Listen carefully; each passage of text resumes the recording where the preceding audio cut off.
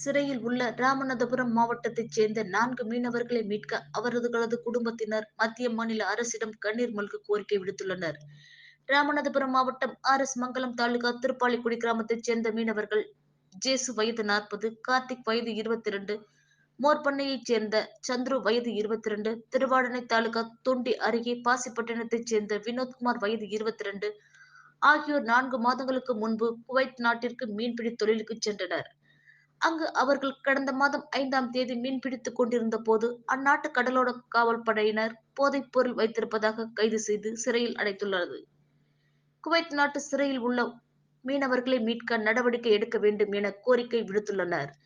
இது குறித்து கடற் தொழிலாளர் சங்கம் மாவட்ட செயலாளர் கருணாமூர்த்தி கூறியதாவது: மீனவர்கள் 4 பேரும் குவைத் நாட்டிற்கு ஒப்பந்த அடிப்படையில் மீன்பிடி தொழிலுக்கு சென்றனர். அங்கு சர்க் எனும் நகரில் கடந்த டிசம்பர் 5ஆம் தேதி விசைப்படகில் சந்துரு உள்ளிட்ட 4 பேர் மற்றும் ஈரான் நாட்டின் மிஸ்ரி நகரைச் சேர்ந்த ஒருவர் என 5 பேர் மீன்பிடி தொழிலில் ஈடுபட்டுள்ளனர். அப்போது குவைத் கடலோர காவல் படையினர் விசைப்படகில் இருந்த ஈரான் நாட்டைச் சேர்ந்தவரிடம் போதைப் பொருளை கைப்பற்றியுள்ளனர். அவரை கைது செய்ததோடு சந்துரு உள்ளிட்ட தமிழக மீனவர்கள் 4 பேரையும் சேர்த்து போதைப் பொருள் வழக்கில் கைது செய்து சிறையில் அடைத்துள்ளதாக தொலைபேசியில் தெரிவிக்கப்பட்டது. மேலும் 4 பேருக்கு குவைத் நாட்டின் மொழி மற்றும் சட்ட நடைமுறைகள் தெரியாத நிலையில் ஈரான் நாட்டைச் சேர்ந்தவர் செய்த தவறுக்கு எந்த தவறும் செய்யாத தமிழக மீனவர்கள் 4 பேர் சிறையில் உள்ளனர். அவர்களை மீட்க இருமுறை மாவட்ட ஆட்சியரிடமும் ஒருமுறை வெளியுறவுத்துறை இணை அமைச்சரையும் சந்தித்து மனுவும் அளித்துள்ளனர். ஆனால் அங்குள்ள நமது இந்திய தூதரக அதிகாரிகள் எந்த நடவடிக்கையும் எடுக்கவில்லை. மேலும் இதுபோல திருப்பாலைக்குடியைச் சேர்ந்த சரவணகுமார் வயது 29, ரமேஷ் வயது 37, முத்துகிருஷ்ணன் வயது 45, மம்மது வயது 48 மற்றும் மோர்பண்ணை கிராமத்தைச் சேர்ந்த வைரச்செல்வம் வயது 36 ஆகிய 5 மீனவர்களும் கடந்த ஆண்டு செப்டம்பர், அக்டோபர் மாதங்களில் ஓமன் நாட்டில் அல்மசீரா என்ற தீவு பகுதியில் ஒப்பந்த அடிப்படையில் மீன்பிடி தொழிலுக்கு சென்றனர். அங்கு படகின் உரிமையாளர் இவர்களது கூலியை கொடுக்காமல் இருந்துள்ளார். இதனால் மீனவர்கள் தமிழகம் திரும்ப முடிவு செய்து தங்களது பாஸ்போர்ட்டை கேட்டுள்ளனர். ஆனால் அந்த அரபி இந்திய மதிப்பிற்கு தலா 2 லட்சம் தந்தால் பாஸ்போர்ட்டை தருவேன் என மிரட்டி வருகிறார். இதனால் மீனவர்கள் தாயகம் திரும்ப முடியாமல் பரிதவித்து வருகின்றனர்.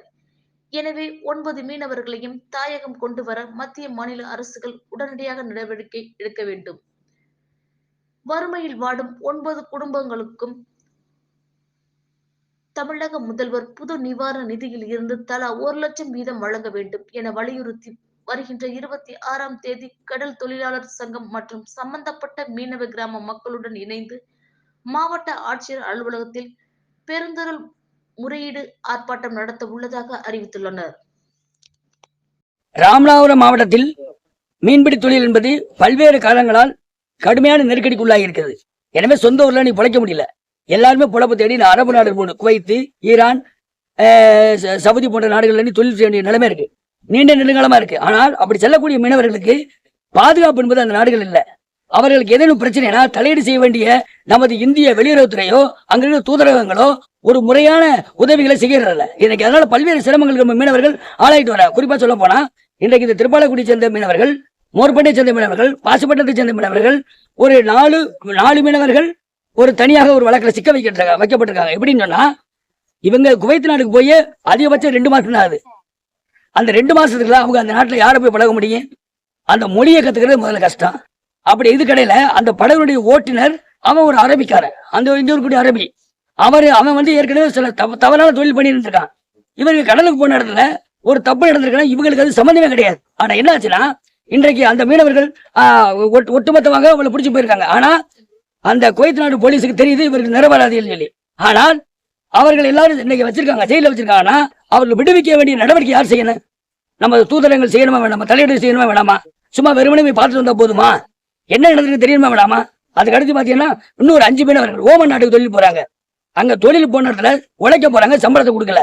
சம்பளத்தை அறியான்னு கேட்டா பாப்போம்னு சொல்றான். அப்ப சம்பளத்தை சொந்த ஊர் போறேன்னு சொல்றான். சொந்த ஊர் போறதுக்கு பாஸ்போர்ட் கொடுக்க மாட்டேன்றான். இப்ப அவங்க ஒரு நெருக்கடியில் இருக்காங்க. இப்படி மீனவர்கள் தொடர் நெருக்கடிக்குள்ளானா இது சம்பந்தமா மாவட்ட ஆட்சியர்கிட்டையோ இல்ல தமிழக அரசுடையோ ஒன்றிய அமைச்சர்கள்ட்டையோ மனு கொடுத்தா அது சம்பந்தம் என்ன நடவடிக்கை எடுக்கிறாங்க? இது எப்படி பொருத்தம் தானா? எனவே நாங்கள் இன்றைக்கு எங்களது கடல் தொழிலாளர் சங்கம் ராமநாதபுரம் சிஐடி சங்கத்தின் சார்பாக இந்த பகுதியுடைய ஒட்டுமொத்த மீனவ மக்களை திரட்டி வரக்கூடிய 26ஆம் தேதி மாவட்ட ஆட்சியர் அலுவலகத்திலே மிகப்பெரிய ஒரு மீனவ பெண்கள் முதன்மையாக வைத்து ஒரு முற்றுகை போராட்டத்தை நாங்கள் நடத்த இருக்கின்றோம். இது விஷயத்தில் மத்திய மாநில அரசுகள் உடனடி தலையீடு செய்ய வேண்டும். பாதிக்கப்பட்டுள்ள மீனவர்களை உடனடியாக சொந்த ஊர் கொண்டு வருகிற நடவடிக்கை எடுக்க வேண்டிய இல்லை என்றால் இந்த பிரச்சனையை மாவட்டம் முழுமைக்குமான பிரச்சனையாக, மாநிலம் முழுமைக்கான பிரச்சனையாக எங்களது தமிழ்நாடு மீன்பிடி தொழிற்சங்க கூட்டமைப்பு சிஐடி சார்பிலே நடத்துவோம் என்பதை தெரிவித்துக் கொள்கிறேன்.